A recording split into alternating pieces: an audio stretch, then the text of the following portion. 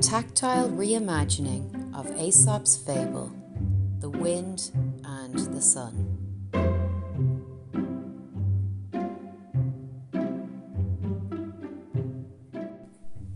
There was once an argument between the wind and the sun about who was stronger than the other.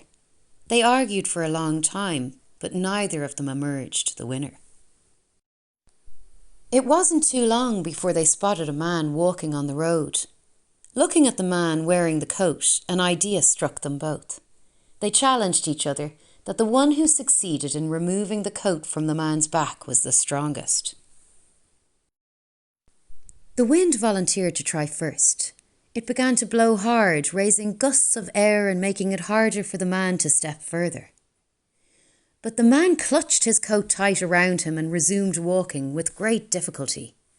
The wind continued blowing harder and harder, but the man held on to his coat tighter and tighter and continued his journey forward.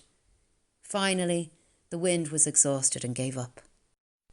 It was now the turn of the sun. He looked at the man and began to gently shine upon the path the man was walking on.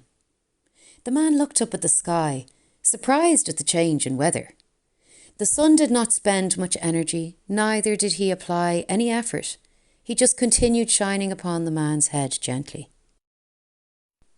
Soon the man was huffing and puffing and sweating profusely.